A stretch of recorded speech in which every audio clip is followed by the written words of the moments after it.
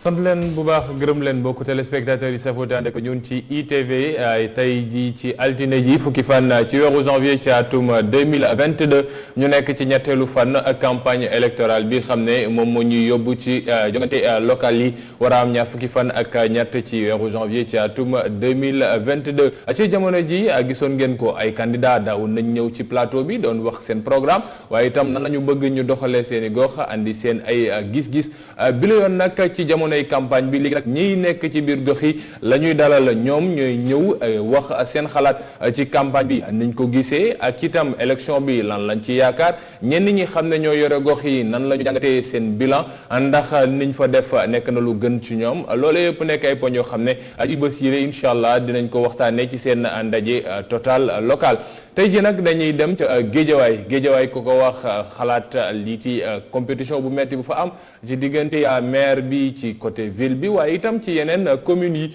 ndax bëri nañu ay gox yu bëri yoo xam ne dañ ko fay xëccoo tey ñu am mbégte dalal ci plateau bi Mame Cheikh Seck nekk président mouvement bi ñuy woowee tànn sa maire ñoom ñuy yëngatu ci biir banlieue bi ti tàggat nit ñi ti leen wan itam nan la ñuy def ba ñi xam ne ñooy seen ay maire waaye itam candidat yi lan mooy seen programme ngir ñu andi leen ci ay leeral Mame Cheikh ñu nuyu la dalal ak jàmm bàyyi la nga nuyu waa Géejawaay waa Sénégal waaye itam ñi nekk ca bitim réew yëpp. merci Hassan maa ngi lay nuyu di lay remercier ci invitation bi nuyu mon cher ami. ci beneen boor bi ni nga ko nuyoo ko kuti Balla Touré moom nekk président mouvement COSIS ñoom nekk ab mouvement boo xam ne dañuy yëngatu ci lu jëm ci mbirub solidarité sociale ak itam mbirub éducation ak yu santé nekk ca Géejawaay itam Balla ñu nuyu la dalal ak jàmm ci plateau bi. asalaamaaleykum téléspectateur bu rajo yi maa ngi leen di nuyu. xas naa di remercier si invitation bi di nuyu aussi sama co-débatteur.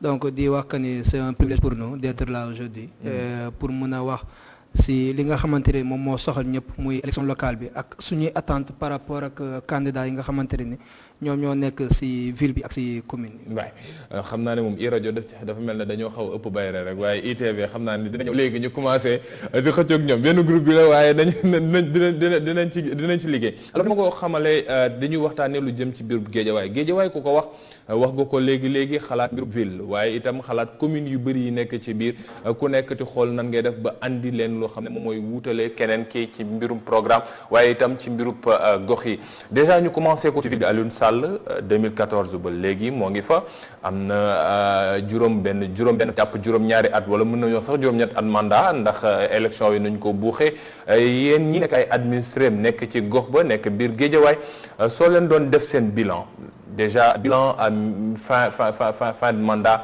bu Aliou Sall nan ngeen koy jàngatee ball ci côté social ci côté environnement cadre de vie Géejawaay est-ce que soppeeku bi ñu gis yenn saa yi ci yenn boor yi ci xar kanam gi ndax gis nañu fépp moo ngi en chantier est-ce que de manière structurelle Géejawaay am na ay soppeeku yu gën a jëm yu gën a sore.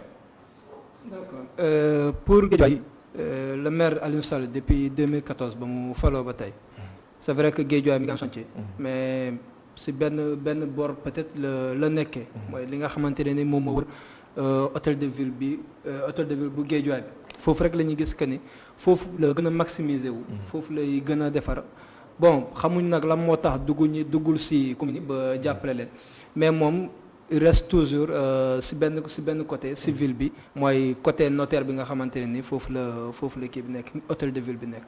léegi mais à part loolu est-ce que amoo leen yeneen mbir yoo xam ne gis ngeen ko ci bilan am soo leen doon wax ne ci juróom-ñaar wala juróom-ñetti at yii nii mu fi toog lan ngeen jàngat ci gouvernance am. non Aliou Sall bi la mënuñu see wax lu bëri parce que gisuñu loo xamante ne def na ko lu concret biir Géejawaay gisuñu ko à part que rénovation bu muy rénover hôtel de ville bi gisuñu bilan moom biir Géejawaay pour dire vrai waaw pour ñun il n'a pas fait de bilan waaw durant ces 7 ans il n'a pas travaillé. ndax nga ne gisoo leen ne def na bilan da ngeen amul information yi wala parce que budget bi quand même xaw naa gën a yéeg ndaw yi nee nañu ñoo ngi xool nu ñu leen di wutalee ay bourse ak ñu mel xar kanam bi en quelque sorte aussi ñoo ngi ciy def ay jéego wala da ngeen jàpp ne loolu dafa nekk lu néew.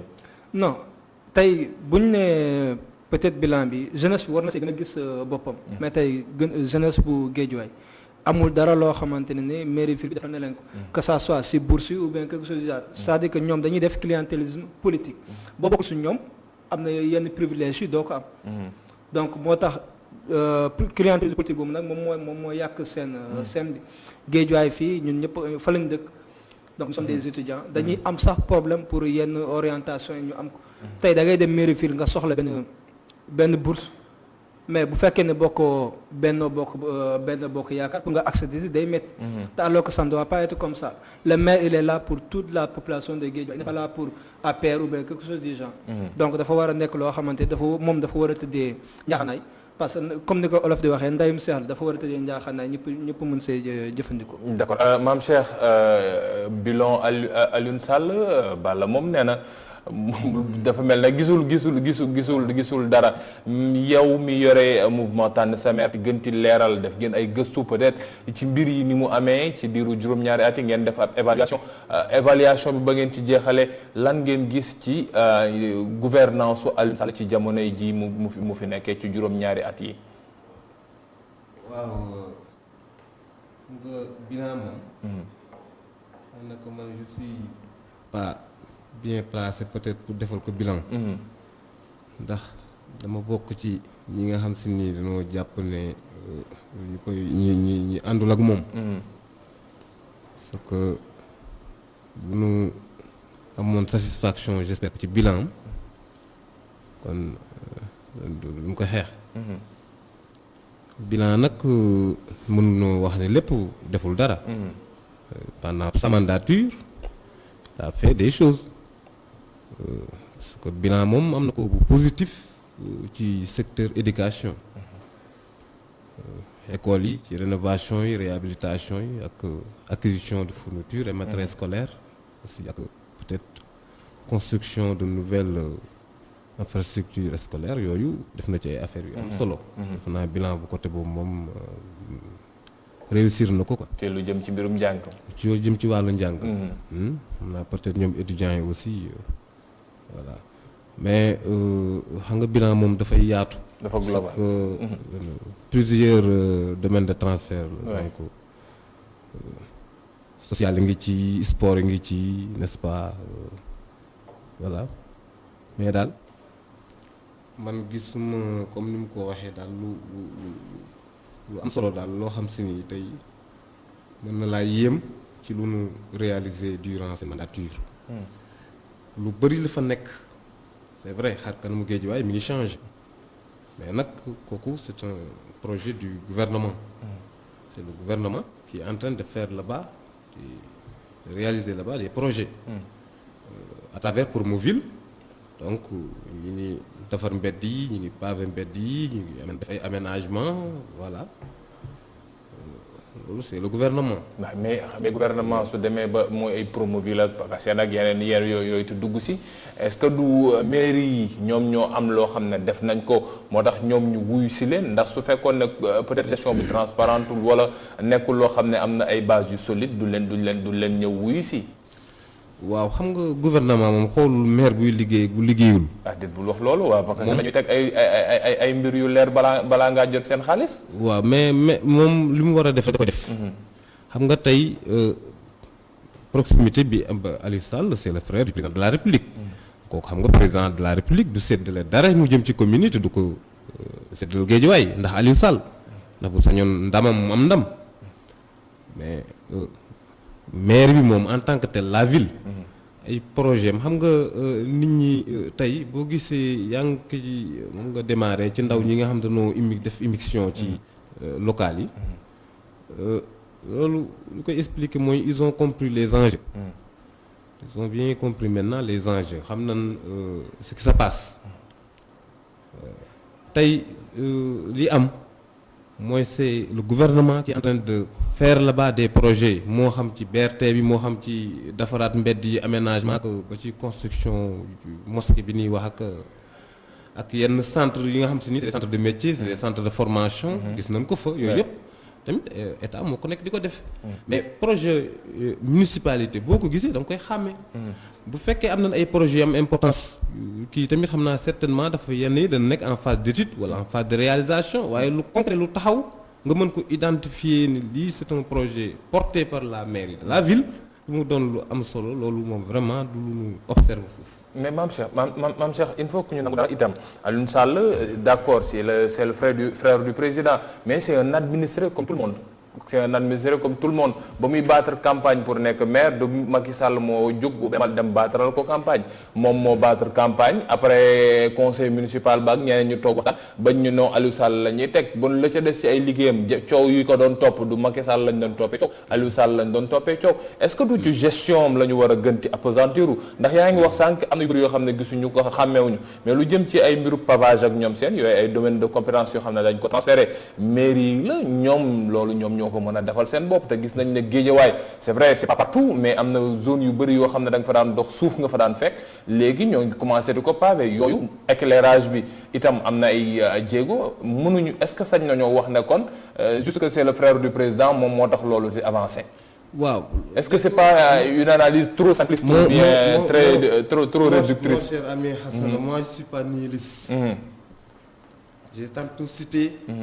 yi nga xam si ni jàpp naa ne am loolu am solo du def parce que man je suis maa moom sama bopp je suis le principal promoteur de mes idées man kenn du ma emporter ci lenn nekk je suis pas une opposition voilà je suis pas un opposant radical mais li ma la wax loolu mooy li am mooy que mbedd yi effectivement ñu ngi def ay aménagement ñi ngi pavé ñi ngi def ay jardin public sax yenn yi bay ba def fleur yeeg yëpp ba def monté def yi fii mais yooyu yëpp pour Promoville la te xam nga ni Promoville au-delà de Guédiawaye Pikine feneen ak feneen fu nekk mën nga def ay aménagement waaw mais parce que mairie bu nekk yow yaay def demande waaw mais Promoville du ñëw rek dugg na damay def ci mairie jàmbur ba ca des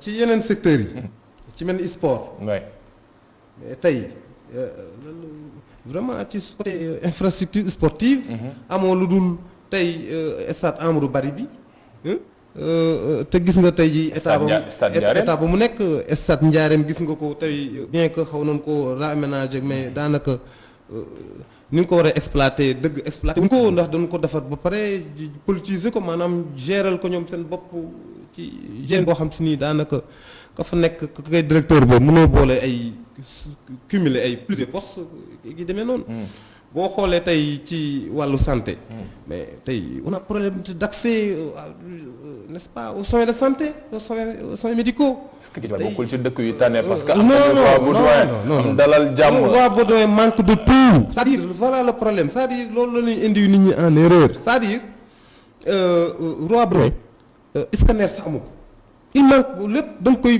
tey jii booy ñëw rek automatiquement jàllale caaro yi dalal jàmm boo yegg si rek ñu dalal jàmm mais am na loo xam daal di des projets de l'État xam nga man li ma bëgg a dalal jàmm hôpitalu Nguur gi hôpitalu Sénégal li ma bëgg a citer comme puisqu'on parle de projets municipaux donc mënuma ci boo dugal dalal jàmm Roi Baudouin bi sax da ngay jàpp ne rek ñoom war nañoo def ay subventions ay accompagne taxawul leen mais yooyu yëpp amul boo demee nga laaj leen tey ji dina lay xamal ni carrément amul ci benn kii te pourtant le budget est voté annuellement tey jii yeneen structures sanitaires yi bas niveau yi nga xam moom la ñu moo réparti entre les 5 communes que polarise le département tey jii boo demee ci fu ci mel ci Wakhinane Nimzatt ñu ngi ndamoo ñaari ambulance yu ñu doté structures sanitaires yi nekk ñu sax bon état nekkuñu sax en bon état ce sont même pas des ambulances fonctionnelles pourtant ñu ngi naan ambulance médicalisée guddi gi ñu taal feu de phare yi muy def le tour de la ville pour montrer que xam nga yooyu yëpp moo tax man la les gens maintenant ont compris les enjeux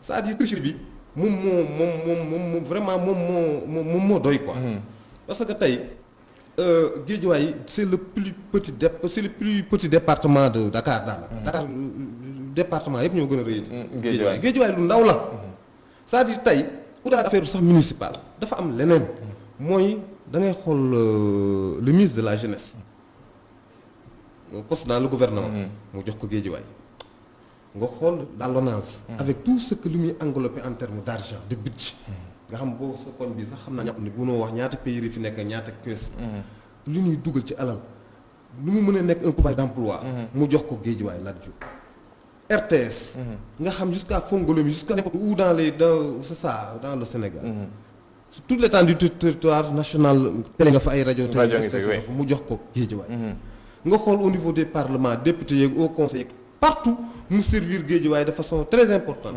Directeur de la télécommunication nga xam yéen mooy seen ministère. daanaka yéen seen directeur plutôt. ci moom voilà mu jox ko Guédiawaye. FONGIP luy financer tout. mu jox ko Guédiawaye. daanaka daal lépp lu am solo loo xam ni rek mën naa permettre jàppale ndey ñu ci liggéey. mën a jàppale changer xar kanamu dëkk beeg yu demee noonu rek. jox na ko Guédiawaye ci Guédiawaye am na ci wàll. te tey jii xoolal situation bi Guédiawaye nekk. fekkante ne en temps normal rek ñoo doon wax rek de façon très objective rek Guédiawaye tey jii dafa waroon moo waroon nekk le premier titre foncier politique de Macky Sall.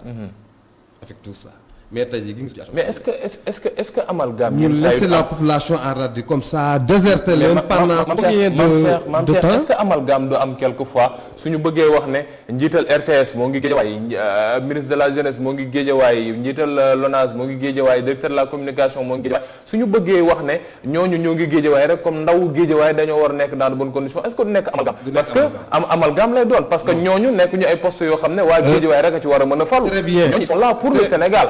loolu nag fa la nit ñi juumee. joxuñu leen ko pour Sénégal dañ leen ko jox pour Guédiawaye. c'est le quota de Guédiawaye institution boobu. institution réew mi la. je vais man monsieur Fall. man pratiqué naa gouvernement. Macky Sall mi ñu nekkandoo woon ci Ablaye Wade. pendant 12 ans ba muy génn. man bokkoon naa ci ndaw ñi nga xam ne tey contre. ñu ko def ñu xam ne luy nguur. ay quota dafay am. gox bu nekk da nga koy jox.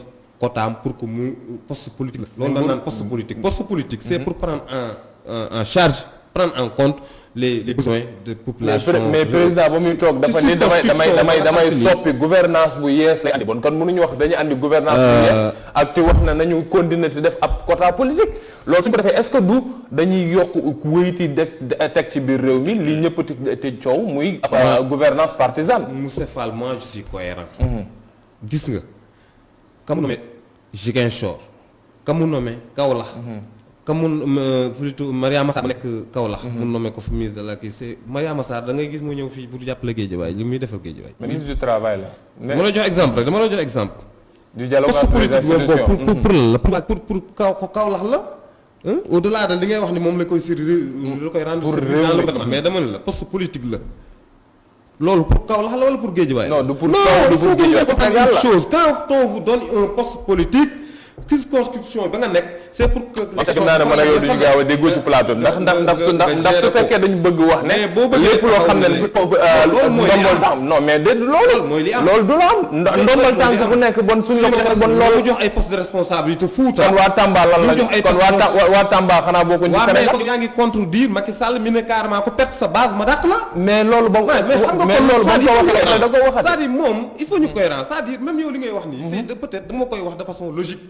xam nga de façon logique li xel mën a nangu mooy bu ñu la dénkee responsabilité c'est pour nga rendre service. c'est parce que fi mu toll nii xam nga. je suis entièrement d'accord ça c'est dans le fond. mais dans la forme mais ça doit être dans la forme aussi. mais non ça dans la forme li am mooy. parce que Lat Diop soo ko demee ni nga ko waxee ñu jiite mbir mi yu yore LONASE mënul ñëw fekk koo xam ne moo ngi liggéey ci mu ni ko dama lay dàq ndox dama fiy teg waa gi. non loolu waxuma loolu dama ni. à la limite c'est comme ça. dama ne c'est un poste politique xam nga poste de politique c'est un poste de responsabilité bu lay permettre fa nga dëkk. yaa ngi dégg nga taxaw fa président Macky Sall parce que yow poste politique la ko jox ambassadeur Macky Sall rek dafa c'est-à-dire yow moom nga fa war a taxawal pour jàppale ko ci watu askan wi parce que moom il ne peut pas être partout. puisqu'il ne peut pas être partout nag bu la fa nommé c'est pour nga substituer à lui ci foofu. discours politique nga nekk te tenir là. discours politique la juru fi mu toll nii. j'ai de très bons rapports avec tout le monde. c'est-à-dire ça c'est mon analyse et comme li ma la wax léegi. je suis pas dans le nihilisme. man président de la République. on a de très bons moom benn problème. man li may dénoncer mooy. nommé na au niveau de Guédiawaye. vraiment man. am nay autorités yu fa nekk. jàpp naa ne Guédiawaye Macky Sall wàccoon naa ak moom. ci rek bu fekkee jox leen cër ba mu leen war a jox. pour que ñu taxawu ci seen i jafe-jafe. Macky Sall wàcc naa ak d'accord mais ñam fa teg ñooy traîner des casseroles nekk ay tricheurs. déserter le terrain pendant je ne sais pas combien de temps élection ñëw ñu wàcc si. sous prétexte que voilà. élection jot na kon ku nekk day wàcc Balla dégg waxtaan bi léegi nga baal ma xaw a génn tuuti mais lu jëm ci mbir mi nu mu ko waxee léegi d'accord y a de nombreuses institutions yoo xam ne ñoo ngi ci biir réew mi ñi leen jiite Géejawaay la ñu bokk ni mu ko waxee tamit dëgg la waa Géejawaay mel na ñu nekk ci ndaw yi gisewu ñu leen ci noonu mais ban xar kanam la ñi ñu war a jiite war a am ndax dañu war a nekk ñoo xam ne dañuy toog ci kanam pour Guédiawaye kese ou bien dañu war a toog ci kanam pour le Sénégal. donc man je suis en phase avec mon co-débatteur. parce que buñ la jiitalee intérêt général d'abord nga war a prôner. général intérêt général d'abord nga war a prôner. c'est-à-dire que da nga yow dañ lay def ministre de la République. ou bien ñu def la un DG. c'est pour servir le Sénégal. mais en contrepartie. yow t'es redevable à ta commune. ou bien au département bi nga xamante ne foofu nga jóge parce que département bi nga jóge wala commune bi nga jóge ñoom war nañoo gis seen bopp si yow poste de responsabilité bi nga xamante ne moom nga yor. exemple je prends tout simplement le cas de fi nga xamante ne foofu laa jóge on a un DG de l'agriculture qui est à Gounass.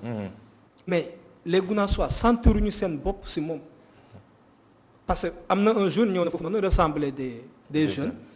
ne leen boo leen bëggee ma jàppale leen mais da ngeen may jàppale. mais warul demee noonu. chantage politique boobu noonu waru fa am.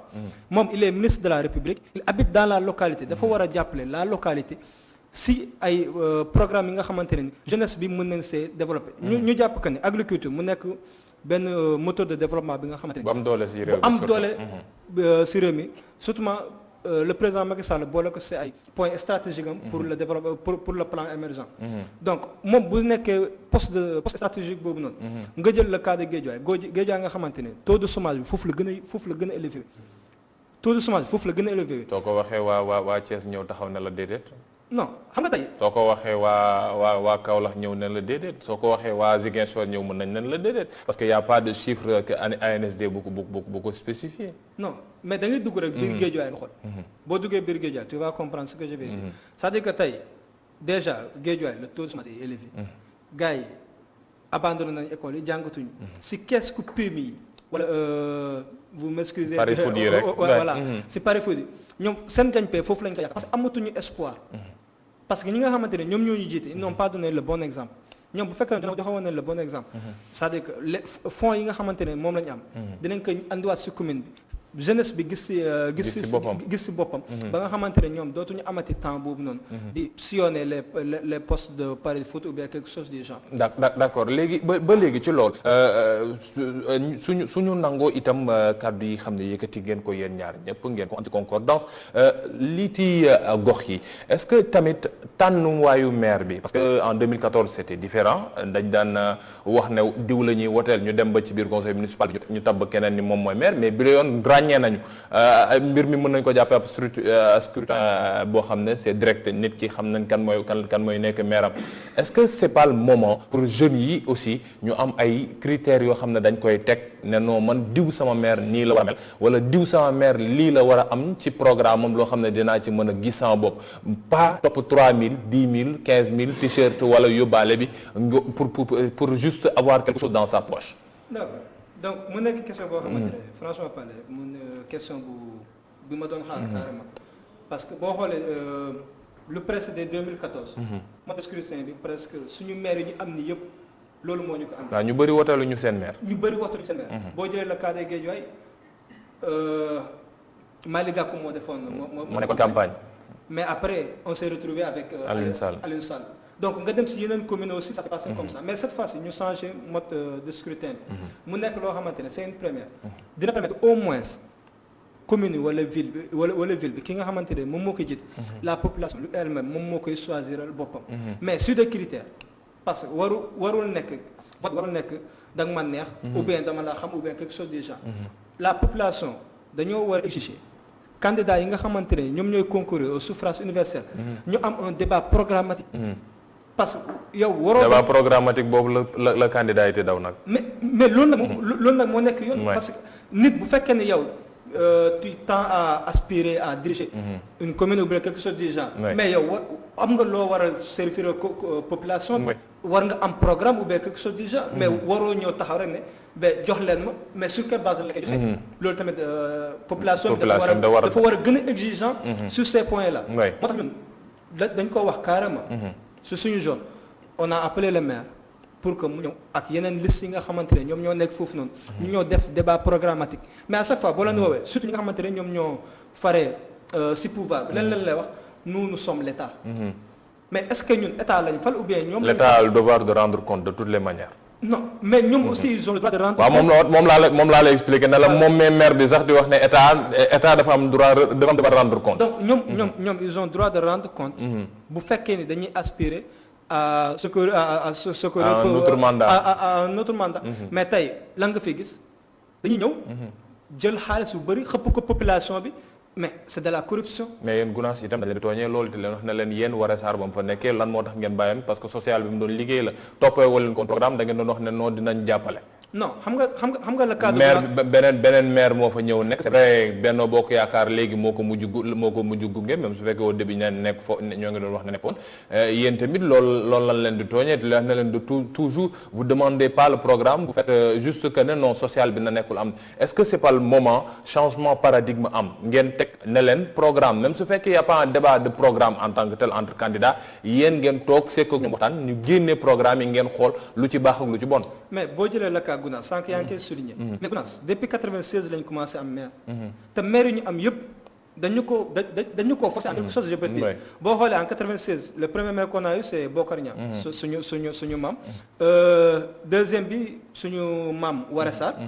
mu nekk Bokar Niang mu nekk PS. Woré Sarr PDS. tey suñu nijaay moo fa nekk Beydi Ba nekk. nekk APR. mais ñoom ñëpp boo xoolee c'est des pouvoiristes. c'est-à-dire que. tey état moo la mën naa ne état moo la fekk en quelque sorte parce que bu ñu nekkee maire c'est grâce à l'état. ñoom ñëpp seen discours lenn la moom laa la wax sax. nous sommes l'état te état moom moo war a diriger commune alors que c'est archi faux. loolu waru demee noonu tey mën nga bokk sax ci mouvement citoyen. nga am un programme bi nga xamante ne wóor na la que tu peux l'offrir à la population mais population bi ñu ci àndee dañ lay fal ñun tey nous sommes une association. mais ñun am na tey benn liste bu ñuy jàppale muy la coalition Jàmmi. waaw loolu moom duñ ci yegg loolu campagne lay nekk te loolu duñ ci yegg maam Cheikh par rapport ak li mu wax am na lu mu teg poñ mu nekk lu am solo muy refus bi xam ne ñëpp dañ ko def candidat yi presque koo ci wax ne leen ñëw leen ngeen toogandoo ngir def ab débat programme dafa nekk loo xam ne dañ koy daw lan la candidat yi ñoo ñemewul wala administré yi nekk ci gox yi ñoom ñoo exigeant wul à un point ba dinañ mën a wax ne non ñun faaw ngeen ñëw àndandoo yéen ngeen toog wax lan mooy seen programme keneen wax bosam ngir ñu xam kan moo ci gën. ki nga maire Sénégal yëpp yi ci Sénégal toutes les maires 500 et quelques. 557. ñoom ñëpp war nañoo naa ban sant yàlla sant gouvernement Sénégal bu dul woon gouvernement Sénégal tey dana gën a metti ku ñëw si nga xam si sax population bi administré yi ñu ngi koy gis di ko constater je te dis monsieur Fall c'est l'œuvre de l'État te pourtant ils sont ndeysaan dañoo sont pas reconnaissants envers l'État. tous les maires ñi nekk ci pouvoir rek ñi nekk ci opposition toujours yaa ngi gis état bi dañu seetaan état bi dañu te pourtant acte 3 de la décentralisation moi j'étais contre au début mais quand bi ñu demee ci ba xuus ba ca biir gis nañ ni carrément vraiment renforcer na leen bu baax jox na leen autonomie financière permettre na leen vraiment ñu mën a liggéey. est-ce que xawul des nag yenn saa yi dañu compétence yi mais fonds yi ànd ak compétence yenn saa yi dul ñëw. déedéet quand tu as quelqu'un boo xam si ni il traîne des casseroles naturellement un nul c'est un nul mënoo ci dara gis nga tey gis nga boo ma bëggoon a def loolu lii ngay def nii damay sonal rek wala c'est ça. c'est-à-dire les maires n'ont pas été préparés à l'exercice de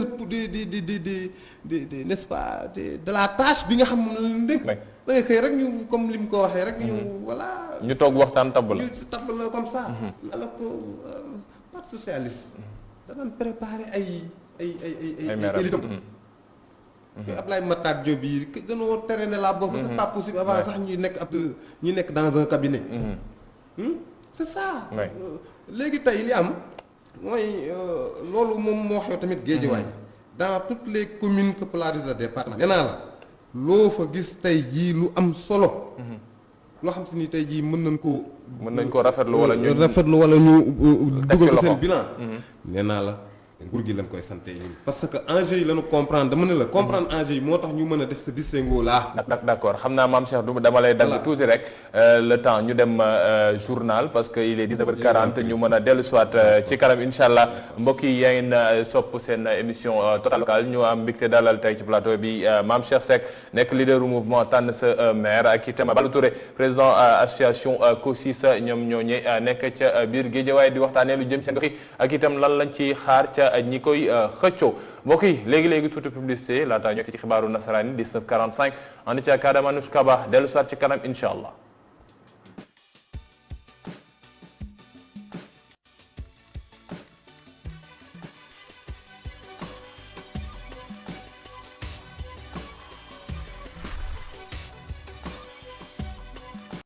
Adama Anoushka Ba ci xibaar yi xam ne moom lañu andiloon ci kàllaamay nasaraan ci 19h45 bi mbokk yi ñu egsi ci mujjanteelu pàcc seen Total Local ni ma leen ko xamalee tey ñuy waxtaanee lu jëm ci biir Guédiawaye ñu am mbégte dal ci plateau bi Balla Touré nekk président mouvement COSIS ak itam Mame Cheikh Seck leader bu mouvement tànn sa maire ñoom ñaar yeewoo foofee ca biir Guédiawaye Mame Cheikh sànq ba ma lay dagg ñoo ngi doon wax ci lu jëm ci mbirub débat programmatique yi nan la ñu war a mën a def ba contraindre s'il le faut même les candidats ñu mën a toog wu exposer lii xam ne moom la ñu fas yéene andi ci gox yi comme ça ñi yeewu ci gox yi du ñu tëb rek di wax ne ni no gis nañu mobilisation bi diw ànd naag diw leader bii la ci koñ bi moo ngi ànd ak diw kon moom lay àndal. waaw loolu lu ciy jiitu te la ca waroon a jiitu sax mooy ñun li ñu def. ñun ci tabaski bi. ban tollee ci tabaski. lañu jóg di waajal local yi. ci tabaski loolu yàgg na trop. ouvrir ay permanence un peu partout équipe ko def lépp lu ñu ci war a def. waajal nag waxtaan wàcc sur le terrain nag. tàmbali liggéey. boobu ay liste yeeg yëpp sax defaruguñu dara caution yeeg déposé guñu dara. donc voilà bu yàlla dogalee ñu dem ma dem ba jub si local yi. parce que ñun dañu woon duñ ànd ak kenn. ñun affaire local affaire de navétane la. yow yaa xam jafe-jafe yeeg yi ngeen di jànkonteel seen gox ba xool kon lan ngeen ba mën a tànn un meilleur profil. ngeen fédérer seen force autour de lui n'est-ce pas jël maire bi corriger trajectoire bi. ñun loolu moo nekk suñu objectif. ku ñu jiital ak ku ñu jàppale baax na ñun suñu objectif principal rek mooy nañu corriger n'est-ce pas trajectoire bi. ndax fii Racine lu ñu jàpp ne tey jii maire yi jëlee nañ ko fa commune bi ak fan jàppoon ne danañ ko fa yóbbu loolu. n'est-ce pas ñun échec la ñu gis. donc yàlla dogal na ne fii may wax ak yow nii candidats yëpp ñëw nañu seet suñu dans les permanences. ñoom ñëpp indi ñu seen programme. seen profession de foi ñu consulter leen. excité leen nag.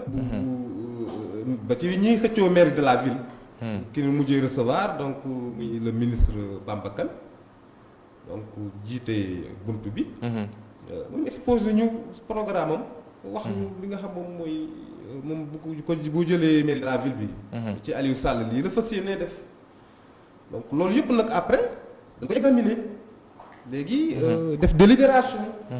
xool parmi candidats yi fa jaar yëpp ak programme yi ñu wax yëpp parce que ñu ci programme la ñu gën a sukkandiku mais au-delà de programme profil bi parce que les coalitions ne sont pas importantes dans ce scrutin. Bien que c'est le mode de scrutin direct, mais c'est pas le coalition. C'est le profil. C'est le profil. C'est le profil. Mais aussi suñu xul yemee ci profil kese est-ce que du nekk ab erreur est-ce que du ñu boobu itam ci programme bi. du doon erreur parce que tey jii maire bi nga fal programme la jaayoon. ba nga fal ko programme boobu noonu tey jii loo ci gis kooku sa prédécesseur. programme la doon jaay. mais tout programme fii am Sénégal même bu dul affaire locale.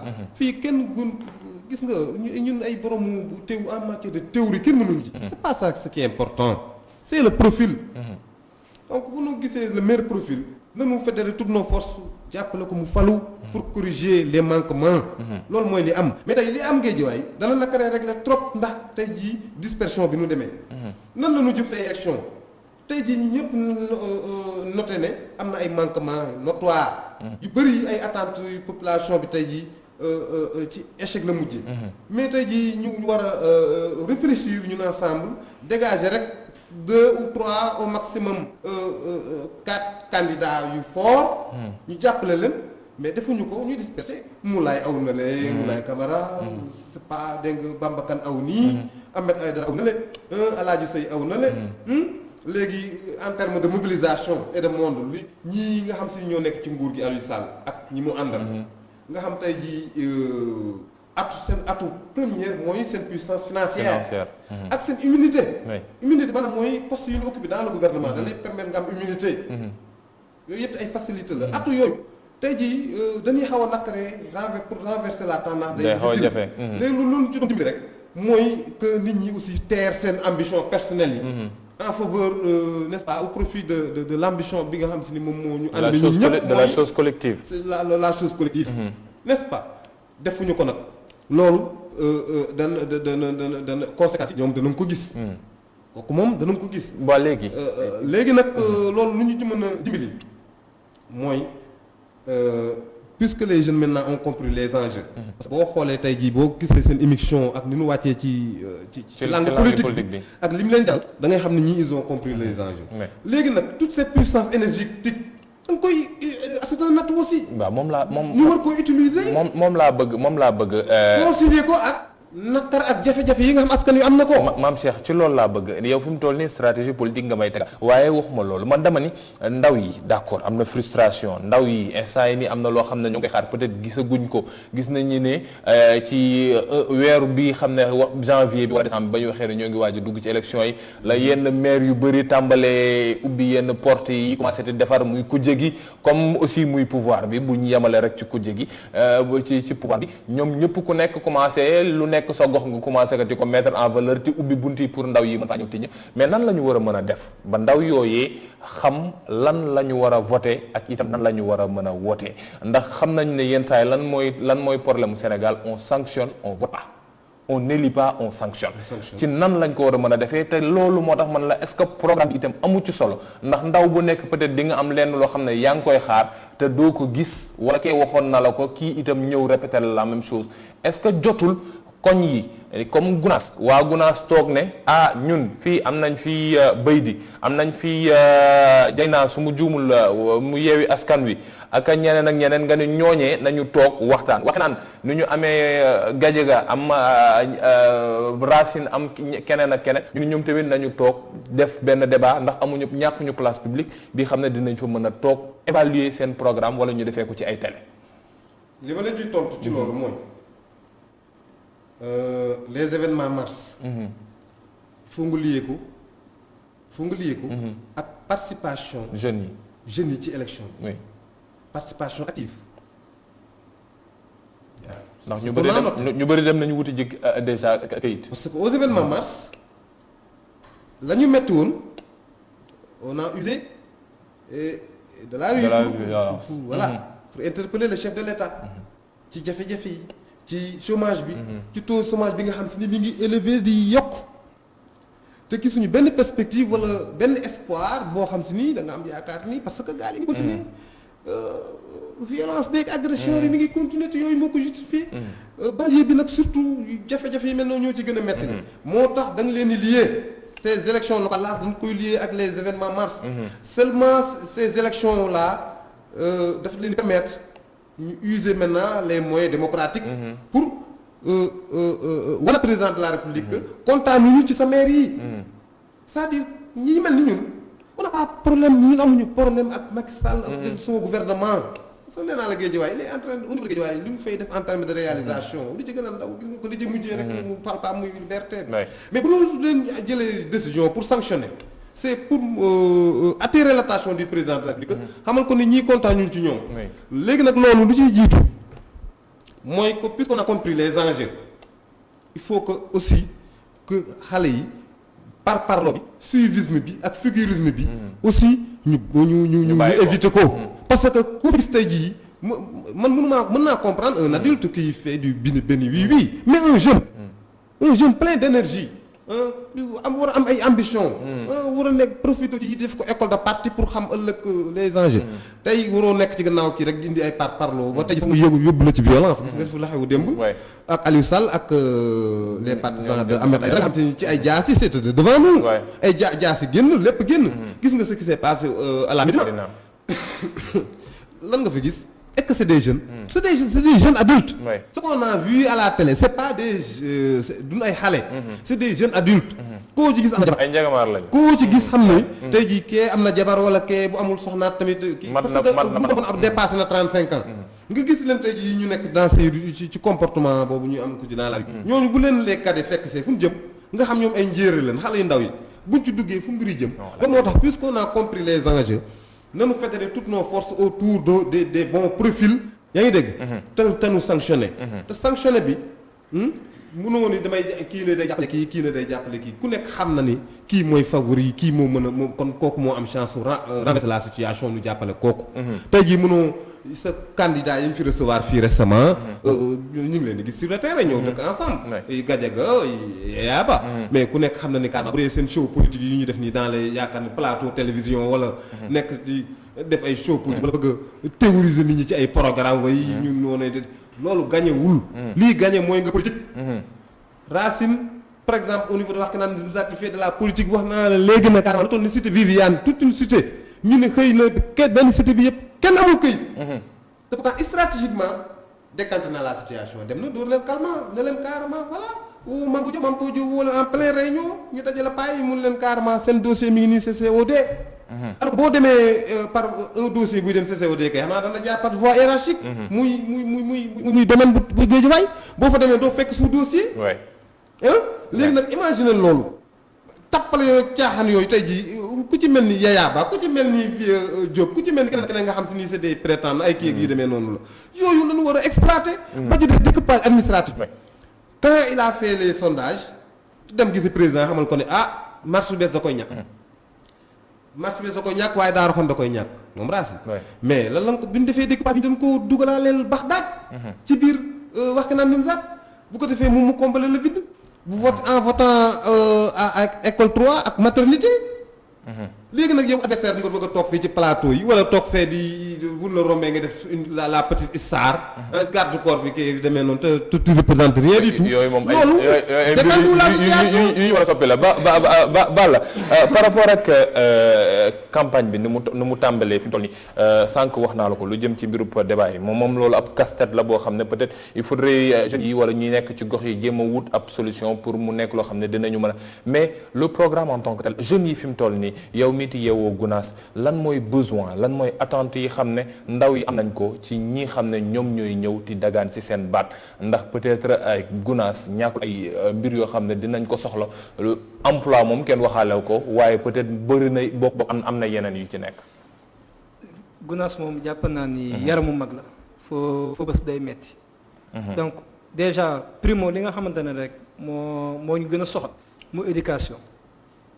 mu éducation parce que dañoo jàpp que ni nit bala ngay tabax kër sax da ngay tabax nit ba pare parce que nit ñi bu fekkee ne tabaxoo leen ñoom kër yi bés bu tasee rek nit ñaa ko tas donc éducation dafa nekk loo xamante ne c'est prioritaire donc mu nekk loo xamante ne dañ koy xaar si 7 listes yi nga xamante ne ni ñoom ñoo nekk en liste pour compétition mairie Gounass bi nga jël Gounass amul sax marché benn marché de moins de 15 mètres carrés moo fa nekk ñu tuddee ko marché yëpp sa jëkkër à l'époque de Waré Sarr bëgg na fa andi benn marché mais une partie de la population ñi nga xamante ne tey ñoom ñoo fare beneen côté bi ñoom ñoo taxawoon ne marché bi du fi nekk parce que c'est pas un besoin nécessaire pour la population de Médina Gounass te yaakaar naa commune buy màgg dafa am ay infrastructure de base yoo xamante ne daf koy soxla benn day soxla école boo jëlee Gounass benn école lañu am muy école Mor Talla Wade beneen cycle bi pareegul on l'a inauguré def fa ay élèves mais pareegul tey Gounass pour nga jàng sax da ngay génn Gounass dem si yeneen communes yi man Kita Bar man jàngewu ma biir Gounass damaa gën Njaareem Limaamu Laay laa dem jàngi ji te alors que commune bi nga xamante ne fa laa dëkk moom waroon na jël en charge parce que compétence transférée la bi nga xamante ne état bi daf kaa jox mairie yi éducation bokk si donc Gounass amuñu dañoo soxla école soxla marché. hôpital aussi suñu hôpital bi nga xamante ne moo nekk fi niveau bi dafa basse. dañoo soxla ñu rénover ko. réhabiliter le plateau médical au niveau de Gounass. ba pare amaat beneen poste de santé parce que la population gounassoise mi ngi màgg. Aujourd'hui on fait plus de 22 000 et poussières donc une population de 22 000 et poussières pour benn poste de santé bi nga xamante ne ni boo jëlee si norme OMS dañ la ne. poste de santé pour nga am ko il faut 10 000 habitants. tey imaginez Gounass nous sommes plus de 22 000. ñu am benn poste boo xamante ne c'est mal équipé. te en plus yenn heures yi sax boo fa demee duñ la recevoir. nga jël sur la formation. formation Gounass yaakaar naa ne. soxla ngeen ay formation soxla nañ ko bu baax parce que dafay tax sax mu nekk ay buntu yoo xam ne dina génnee ndaw yi yenn saa yi ci yenn affaires yi xam ne dañ leen ciy tudd lu bëri. surtout. sant ko bu baax gërëm ko Mame Cheikh Seck moom tamit nekk ba tey nekkoon sax mais nekk ba tey leader bu mouvement Tànn Sa Maire foofee ca Guédiawaye di yeewoo ca Wakhinane Nimzatt ak Ballou Touré président bu mouvement COSIS ñoom ñaar ñoo newoon tey suñuy gan ci seen émission Total Local ñu doon waxtaanee lu jëm ci biiru Guédiawaye ak itam nan la ñuy def ba gox boobee lépp luy xam ne ay yéene la waaye itam ay engagement yu ñenn ñi ti jël ñu mën ko matal ba suup ñaar fukki fan ak ñett ci weeru janvier su weesoo ba ñu tabb kay nekk seen maire mbokk yi léegi ñu yegg si ci seen journal de la campagne journal local ngeen war ci ànd ak Hadj Baba Ndiaye tey mu demal leen ca Dakar Plateau xamal leen ak ña fa ne waaye itam lan mooy soxlay waa gox boobee suñ fa jógee ci guddee incha allah ngeen naram ab plateau boo xam ne Khalifa Diakhaté moo koy animé ab plateau spécial boo xam ne di ngeen ko am léegi ci bés bu ne guddi gu ne ñu war a dalal ci plateau bi ay nit ñu xam ne seen xel màcc na ci gox yi waaye itam ñii xam ne dañuy xëccoo gox yi ngir mën a waxtaanee lu jëm ci élection locale yi fii ak campagne bi di jeex maanaam fii ak le 21 janvier 2022 jox leen dégg daje ëllëg incha allah beneen Total Local yi beneen gox ay yeneen i ndaw wala sax yeneen i mouvement ñu waxtaanee lu jëm ci réew mi sant leen jox leen dégg daje ëllëg jërë ngeen jëf merci beaucoup bonne nuit